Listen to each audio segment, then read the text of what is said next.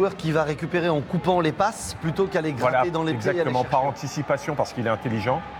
Après, ce n'est pas sa nature non plus. Donc on sait qu'aujourd'hui, les portes de sortie, ce sont souvent les latéraux ou les milieux défensifs. Et quand on a une qualité comme ça dans une équipe joueuse, c'est plutôt intéressant. Là, tu sais qu'aujourd'hui, moi je ne cesse de le dire, je regarde assez souvent les équipes. Ce que je regarde, la première chose, c'est le cœur du jeu, les milieux de terrain. Que ce soit un 6, un 8, un 10, box to box, je récupère, je peux me projeter, je peux frapper, je peux marquer, je peux revenir. Alors peut-être cette sentinelle, ce garçon comme Guédoura, il ne pourra jamais être Ismaël Benasser, il ne pourra jamais faire du Fégouli, parce que c'est un peu trop dans le jeu, mais chacun a la complémentarité, et ce garçon-là, il a cette particularité, c'est qu'il est capable de se projeter, capable d'aller de l'avant et capable d'éliminer. Voilà, c'est un milieu de terrain, et ce garçon-là, pour moi aujourd'hui, est encore passé un palier, on va dire. Écoutez Jamel Belmadi, toujours avec Nassim Talbi après la victoire et la qualification de l'Algérie. Le but c'est ça, hein, c'est de rendre fier notre peuple.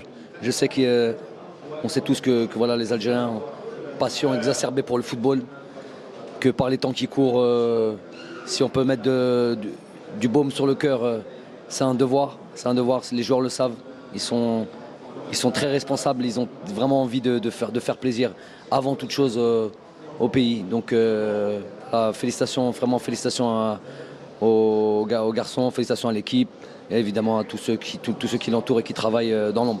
Et à vous aussi, on a l'impression aussi que cette équipe monte en puissance d'un match à un autre. C'est ça aussi.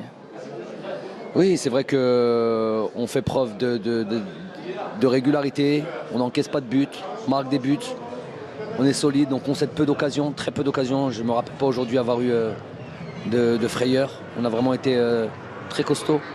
Donc ça c'est vraiment quelque part une grosse satisfaction et j'espère une garantie de succès. En tout cas c'est ce qu'on recherche, ce qu'on est venu chercher ici. Inch'Allah, coach, je ne sais pas si je dois le dire, mais je vais le dire quand même parce que c'était touchant. La dame que vous avez honorée à l'hôtel, qui est venue de loin, qui a subi une opération, que vous avez honorée, elle vous a fait beaucoup d'invocations, elle vous regarde depuis l'hôtel, elle nous a dit. C'est ça, je dis ça parce que c'est à votre image, cette équipe, beaucoup de valeur dans cette équipe nationale. Non mais vraiment, très sincèrement, il faut féliciter ces gars-là parce que bon, ce que vous venez de dire un petit peu, ils ont fait preuve de beaucoup de générosité. Pour eux, c'était quelque chose de normal, très très très normal.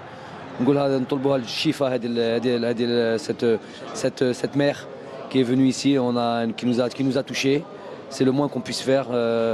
Vraiment, tout est à l'honneur de ce garçon et moi, c'est tous les jours un plaisir de travailler. C'est des petits frères, voilà, je sais pas comment. On est une famille, on est réellement une famille. Inch'Allah, ils méritent d'aller loin dans cette compétition. Tous leurs parents, tous leurs mamans aussi qui sont là et qui espèrent, qui vibrent devant nos matchs. Voilà pourquoi on joue. Donc on va terminer en disant voilà, Allah yajib shifa, Inch'Allah, Allah yata sabr. Louis, vous vouliez...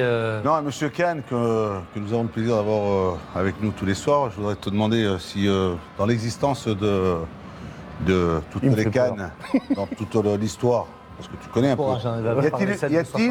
y a-t-il une équipe qui a fait un parcours sans encaisser un but et gagner la Kahn? Parce que pour l'instant, ils n'en ont pas pris. Voilà. Ah, Alors, ça n'a pas été préparé. On va vous dire dans quelques instants. Voilà, mais tu vois, Je sais que l'Égypte l'a gagné 3 fois de suite, peut-être une des 3 fois, ça a pu arriver. il faut savoir qu'avant, il y avait moins d'équipes.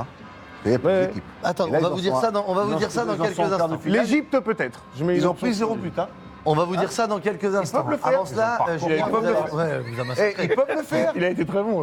Ils peuvent le faire. Je vais t'en préparer une question. Ne bouge surtout pas. C'était une bonne colle. Un homme que vous avez voulu mettre en avant, Ouais. il n'a pas marqué aujourd'hui, il a été passeur décisif, il n'a sûrement pas été récompensé. Il a marqué, ça n'a pas été accordé. C'est ça, c'est Bagdad Bounja. Ouais, j'adore. On a déjà parlé de lui depuis le début de la compétition. Pas récompensé aujourd'hui. Mais il a toutes les qualités que j'aime chez un attaquant, pas récompensé. Alors il a marqué un but dans le premier quart d'heure qui a été refusé pour une légère position de hors-jeu. Et l'enchaînement était tout simplement parfait, là, le contrôle et la frappe derrière en pleine lucarne. Et après il a fait du Bounedjah, ce qu'il fait depuis le début de de la compétition. Il a harcelé, il a pesé sur la défense, il a embêté la charnière centrale comme c'est pas possible. Il s'est créé des situations. Alors là, on peut se dire comment a-t-il pu manquer. Bon, bah voilà, ça arrive. Après, il a été donc passeur décisif pour Belaïli à la 24e minute. On l'a comparé à Cavani dans ce début de compétition. Je trouve qu'il a une palette supplémentaire pour faire jouer les autres. Avec les comparaisons. Non, mais On peut dire tout simplement que c'est T'es d'accord avec moi sur certaines choses. C'est un Voilà. attaquant qui a un profil intéressant parce que ce que je dis depuis le premier match que j'ai eu l'occasion de le voir, de le découvrir, c'est un garçon qui arrive du Qatar en ayant marqué une quarantaine de buts. Là, il arrive dans une CAN.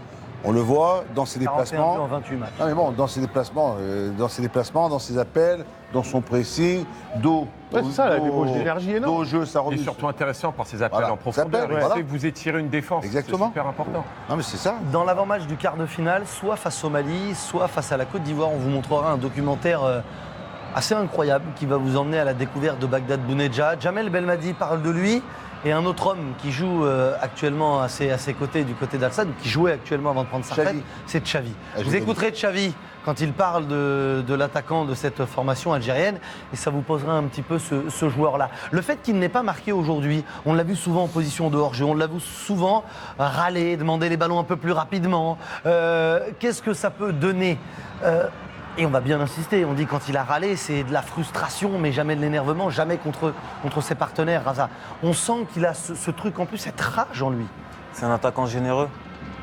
Jouer avec ce genre de partenaire, je pense que c'est très agréable. Parce qu'il fait énormément d'appels, il libère des espaces. Et sur la talonnade qu'il fait, par exemple, sur le but. Sur le but de Belmadi. Vraiment, c'est un attaquant très intéressant. Et je pense que c'est frustrant pour lui, parce qu'il le mérite ce but. Maintenant, si par ses appels et par ce qu'il fait aujourd'hui, ils arrivent par exemple à gagner la CAN, je pense qu'il sera autant heureux, mais vraiment très généreux ce garçon. Et son coach aujourd'hui le met là parce que voilà, et il apporte vraiment. Tout à l'heure, on dirait une comparaison avec Cavani. Cavani, quand il est arrivé en France, il faisait tellement d'appels, tellement généreux. Aujourd'hui, il le fait un petit peu moins, mais il fatiguait le défenseur. Et quand tu as ce genre de